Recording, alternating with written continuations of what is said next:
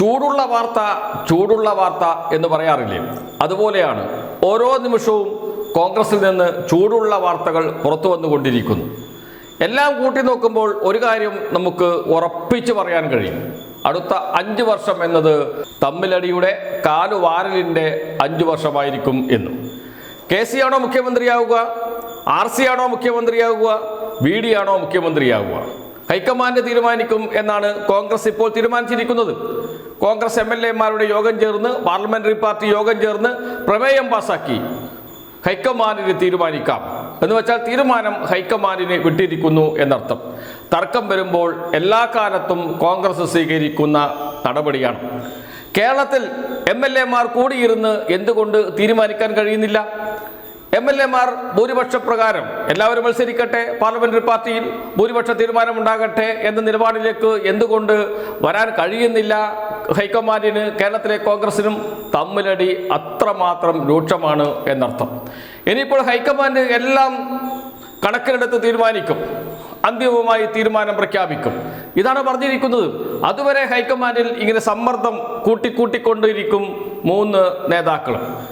പ്രതിപക്ഷ നേതാവ് VD സതീശൻ പ്രഖ്യാപിച്ചിരിക്കുന്നത് മുഖ്യമന്ത്രി അല്ലെങ്കിൽ എനിക്ക് ഒന്നും വേണ്ട എന്നാണ്. മുഖ്യമന്ത്രിയാണെങ്കിൽ മാത്രം ഞാൻ ഏറ്റെടുക്കും, മന്ത്രിസ്ഥാനം ഏറ്റെടുക്കില്ല, മന്ത്രിസഭയിലേക്ക് ഞാൻ വരില്ല, ഞാനൊരു MLA ആയി തന്നെ തുടർന്നോളാം എന്ന് വെച്ചാൽ മുൻ UDF സർക്കാരിൻ്റെ കാലത്ത് VD സതീശൻ സ്വീകരിച്ച നിലപാട് എന്താണ് എന്നോർക്കണം. ഉമ്മൻചാണ്ടിയെ നിരന്തരം വിമർശിക്കുക, ഉമ്മൻചാണ്ടി സർക്കാർ അഴിമതിയിൽ മുങ്ങിക്കുളിച്ച സർക്കാരാണ് എന്ന് പരസ്യമായി പറയുക, ടെലിവിഷൻ ചാനലുകൾക്ക് ഇന്റർവ്യൂ നൽകുക, നിയമസഭയിൽ സർക്കാരിനെ അനുകൂലിച്ച് പ്രസംഗിക്കാതിരിക്കുക, ഇങ്ങനെയൊക്കെ കഴിഞ്ഞ തവണ VD സതീശൻ സ്വീകരിച്ചിരുന്നു. ആ നടപടികളൊക്കെ വിവാദമാകുകയും ചെയ്തിരുന്നു. അതിനേക്കാളും അപ്പുറത്തേക്കായിരിക്കും, അന്നത്തെക്കാളും ശക്തിമാനാണ് ഇന്ന് VD സതീശൻ. അതുകൊണ്ട് അന്നത്തെക്കാളും ശക്തമായിരിക്കും VD സതീശൻ്റെ ഇടപെടൽ. മുഖ്യമന്ത്രിയാകാൻ ആഗ്രഹമുണ്ട് VD സതീശന്, പക്ഷേ MLA-മാരുടെ പിന്തുണയില്ല. ഭൂരിപക്ഷ MLA-മാരുടെ പിന്തുണ KC വേണുഗോപാലിനാണ്, അതിനുശേഷം രമേശ് ചെന്നിത്തലയ്ക്കാണ്. കേവലം 6 MLA-മാർ മാത്രമാണ് VD സതീശനെ പിന്തുണച്ചത് എന്നാണ് പുറത്തു വരുന്ന വാർത്ത. എന്ന് വെച്ചാൽ VD സതീശൻ ഒരിക്കലും മുഖ്യമന്ത്രിയാക്കില്ല. KC മുഖ്യമന്ത്രിയാകട്ടെ, RC ആഭ്യന്തര വകുപ്പ് മന്ത്രിയാകട്ടെ, VD സതീശൻ ധനകാര്യമന്ത്രിയാകട്ടെ എന്ന ഒരു ഫോർമുലയും ഒക്കെ ചിലർ മുന്നോട്ട് വെച്ചിട്ടുണ്ട് എന്ന വാർത്തയും വരുന്നുണ്ട്. അതൊന്നും സ്വീകരിക്കാൻ തയ്യാറല്ല VD സതീശൻ. മുഖ്യമന്ത്രി പദം അതുതന്നെ വേണം, അതില്ലെങ്കിൽ ഒന്നും വേണ്ട എന്ന നിലപാട് സ്വീകരിക്കുന്നു. ഇനിയിപ്പോൾ KC വേണുഗോപാൽ മുഖ്യമന്ത്രിയായി എന്നിരിക്കട്ടെ, KC വേണുഗോപാലിനെ നിരന്തരം വിമർശിക്കുകയും ഭരിക്കാൻ അനുവദിക്കാതിരിക്കുകയും ചെയ്യുക എന്നതായിരിക്കും VD സതീശന്റെ നിലപാട്.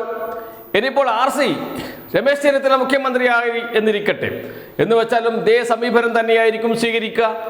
ഇനിയിപ്പോൾ VD സതീശനാണ് മുഖ്യമന്ത്രിയെങ്കിൽ KC വേണുഗോപാൽ ദില്ലിയിൽ ഇരുന്ന് വെക്കാൻ പറ്റുന്ന എല്ലാ പാരകളും വെക്കുമെന്ന കാര്യത്തിൽ സംശയമേ ഇല്ല. VD സതീശനാണ്, KC വേണുഗോപാലിനാണ് MLA-മാരിൽ സ്വാധീനം കൂടുതൽ. അതുകൊണ്ട് MLA-മാരെ ഉപയോഗിച്ച് സർക്കാരിനെ വീർപ്പുമുട്ടിക്കുക എന്ന നിലയിലേക്ക് പോകും KC വേണുഗോപാൽ. എങ്ങനെയെങ്കിലും ഇടയ്ക്ക് ആണെങ്കിലും മുഖ്യമന്ത്രിയെ രാജിവെപ്പിച്ച് അത് ഏറ്റെടുക്കാൻ മുഖ്യമന്ത്രി ആകാനുള്ള ശ്രമങ്ങൾ നേതാക്കൾ നടത്തും. KC വേണുഗോപാൽ നടത്തും, രമേശ് ചെന്നിത്തല നടത്തും. VD സതീശനാണ് മുഖ്യമന്ത്രിയെങ്കിൽ ഏറ്റവും നല്ലത് രമേശ് ചെന്നിത്തലയെ മുഖ്യമന്ത്രിയാക്കുക എന്നതാണ്.